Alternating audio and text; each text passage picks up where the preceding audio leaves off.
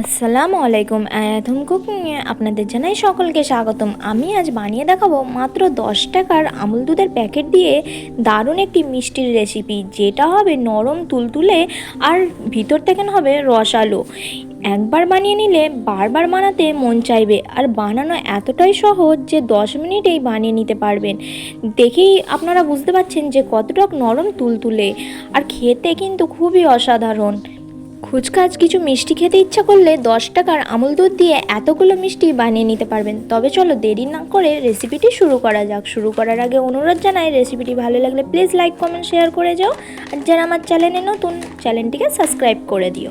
দেখো, প্রথমে আমি একটি মিক্সি বোল নিয়ে নিয়েছি ছোটো মতন, তার মধ্যে নিয়ে নিচ্ছি আমুল দুধ। এখানে যে কোনো কোয়ালিটির গুঁড়ো দুধ নিয়ে নিতে পারো। এখানে আমি 3 প্যাকেট নিচ্ছি 10 টাকা দামি আমুল দুধের প্যাকেটটা। এবার হয়তো তোমরা বলতে পারো যে 1 প্যাকেট দিয়ে বানাবার কথা ছিল, আবার 3 প্যাকেট নিচ্ছ কেন? এই মিষ্টির রেসিপিটি আমার বাড়িতে সকলেই খেতে পছন্দ করে, তাই আমি একটু বেশি করে বানাচ্ছি। তবে তোমরা চাইলে 1 প্যাকেট দিয়েও বানিয়ে নিতে পারো। দেখো, আমুল দুধগুলো খুব ভালোভাবে ঢেলে নিয়েছি। এবার নিয়ে নিচ্ছি আমি বেকিং পাউডার। এখানে বেকিং পাউডারটা ইউজ করতে হবে, বেকিং সোডাটা না। আর বেকিং পাউডারটা একদম অল্প করে নিতে হবে, খুব বেশি নিলে হবে না। এখানে আমি 1/4 টিস্পুনের একটু কম নিয়েছি, পুরোপুরি ভরে নিয়ে নিই। এবার নিয়ে নিচ্ছি 1 টিস্পুন ঘি। এখানে ঘিয়ের বদলে তোমরা চাইলে তেল দিয়েও বানিয়ে নিতে পারো, তবে এখানে ঘি দিয়ে বানালে খুব ভালো হয়। মিষ্টি যেহেতু বানাচ্ছি, আর ঘির একটা ঘ্রাণ যেটা আসে খুবই ভালো আসে, তাই এখানে আমি ঘিটা ইউজ করছি। তবে তোমরা চাইলে এখানে তেল দিয়েও বানিয়ে নিতে পারো, তবে গন্ধ ছাড়া একটা পরিষ্কার তেল নিয়ে বানিয়ে নিতে হবে। এবার দেখো, আমি ভালোভাবে আমুল দুধ পাউডারটা ভালোভাবে ময়াম দিয়ে নিতে হবে। তবে এখানে আমি ঘি দিয়ে ভালোভাবে ময়াম দিয়ে নিচ্ছি। অন্যদিকে দেখো, একটা ছোট বাটির মধ্যে একটি ডিম ফাটিয়ে নিয়েছি। তবে ডিমটার ফ্রিজে থাকলে আধা ঘন্টা আগে বার করে নিতে হবে এই রেসিপিটি বানানোর জন্য। ফ্রিজে থাকা ডিমে একদমই ভালো হবে না, তাই রুম টেম্পারেচারে থাকা ডিম নিয়ে নিতে হবে। এবার দেখো, অল্প অল্প ডিমটা দেব আর একটা ডো তৈরি করে নেব এখানে। তবে আমার ডোটা তৈরি করা হয়ে গেল। দেখো, এখানে খুব সুন্দরভাবে ডোটা তৈরি করে নিয়েছি। একেবারে ডিমটা দিয়ে দেবে না, তাহলে একদমই আন্দাজ পাবে না আর ডোটা পাতলা হয়ে যাবে। কেমনটা ঠিক ডো বানাতে হবে আশা করি দেখে নিশ্চয়ই বুঝতেই পারছো। তবে এখানে আমার একটা ডিম পুরোটা লাগেনি, এখানে একটা ডিমের অর্ধেকটা লেগেছে আর অর্ধেকটা দেখো বেঁচে গেছে। এবার আমি এটা রেখে দেব ঢাকা দিয়ে 2 মিনিটের জন্য।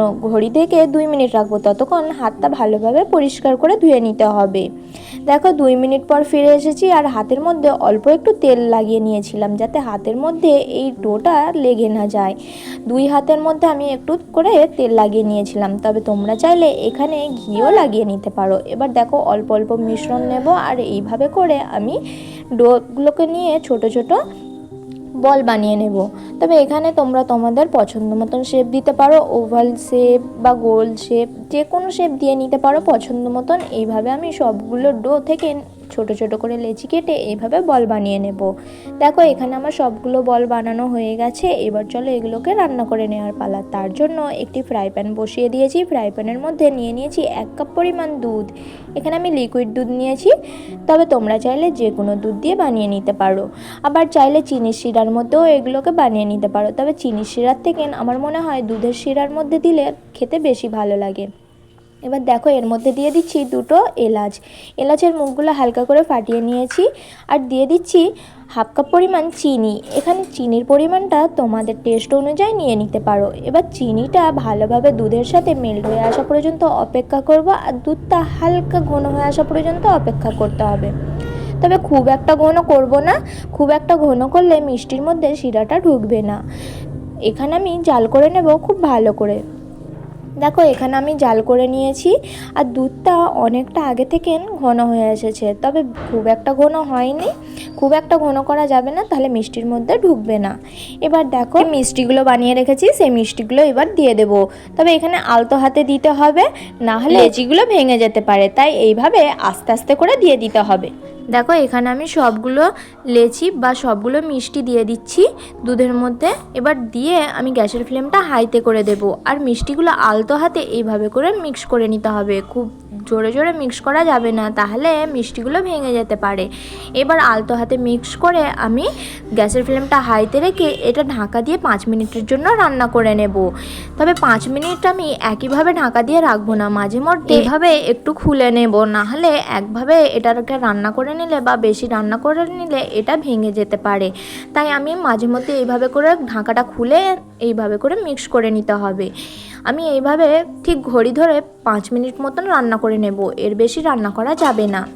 দেখো 5 মিনিট হয়ে গেছে, এখানে আমি এবার ঢাকাটা খুলে নিচ্ছি। এবার গ্যাসের ফ্লেমটা বন্ধ করে দেব। দেখো আগের থেকে কতটা ডবল হয়ে গেছে মিষ্টিগুলো, আশা করি দেখে নিশ্চয়ই বুঝতেই পারছো দেখো কতটা সুন্দর। তোমরা চাইলে এইভাবেও খেয়ে নিতে পারো, তবে এটা যে আমি মঞ্জুরি মিঠাই বানাচ্ছি তাই আমি এটাকে আরও একটু টেস্ট বাড়ানোর জন্য আরও একটু প্রসেসিং করে নেব। তার জন্য দেখো এটা এবার আমি গ্যাসের ফ্লেমটা বন্ধ করে দেব আর ঢাকা দিয়ে রেখে দেব 5 মিনিটের জন্য, যাতে এটা ঠান্ডা হয়ে যায় আর শিরাগুলো মিষ্টির মধ্যে ভালোভাবে ঢুকে যায়।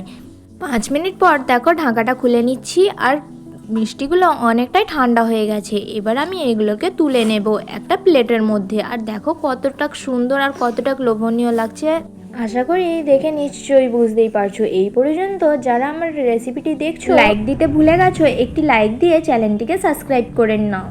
দেখো এবার অন্যদিকে আমি একটি বাটির মধ্যে নিয়ে নিয়েছি গুঁড়ো দুধ। এখানে টেস্টটা বাড়ানোর জন্য গুঁড়ো দুধ নিয়েছি আর দিয়ে দিচ্ছি তার মধ্যে ওই হাফ চা চামচ মতন ঘি। এখানে আবারও বলছি ঘির বদলে তেল নিয়ে নিতে পারো, তবে ঘি দিলে কি একটু স্মেলটা ভালো আসে আর খেতেও ভালো লাগে। এবার আমুল দুধের মধ্যে ভালোভাবে মিক্স করে নিতে হবে। এখানে দেখো আমার মিক্স করা হয়ে গেছে।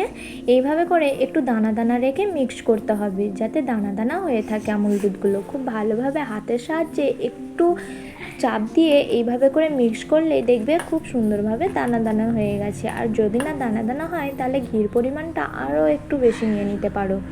দেখো এবার আমি এটা রেডি করে নিয়েছি, অন্যদিকে একটি প্লেট নিয়ে নিয়েছি, প্লেটের মধ্যে রেখে দেবো মিষ্টিগুলো তার জন্য। আর একটা করে এইভাবে ওই মিষ্টিগুলো নেব আর এইভাবে করে আমুল দুধের সাথে কোট করে নেব। তবে এটা করাটা পুরোপুরি অপশনাল, তবে আমি যেহেতু মঞ্জুরি বানাচ্ছি তাই এখানে আমি আমুল দুধের সাথে কোট করে নিচ্ছি। এবার দেখো একে একে এইভাবে করে কোট করে নেব। এখানে আমার সবগুলো কোট করা হয়ে গেছে, আশা করি দেখে নিশ্চয়ই বুঝতেই পারছো যে কতটা সুন্দর আর কতটা লোভনীয় হয়েছে। আমি একটা কেটেও দেখিয়ে দিচ্ছি যে কতটা নরম তুলতুলে রসালো হয়েছে।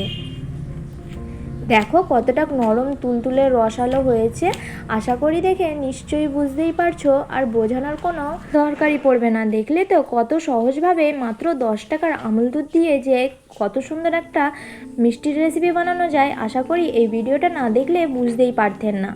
তবে কেমন হয়েছে রেসিপিটি জানাতে ভুলো না। এই পর্যন্ত দেখার জন্য অনেক অনেক ধন্যবাদ। যারা আমার এই পর্যন্ত রেসিপিটি দেখেছো প্লিজ একটি লাইক অ্যান্ড চ্যানেলটিকে সাবস্ক্রাইব করে দিও আর কমেন্ট করতে একদমই ভুলো না কেমন হয়েছে রেসিপিটি, ঠিক আছে? তবে চলো আল্লাহ হাফেজ, আবার দেখা হবে নেক্সট রেসিপিতে।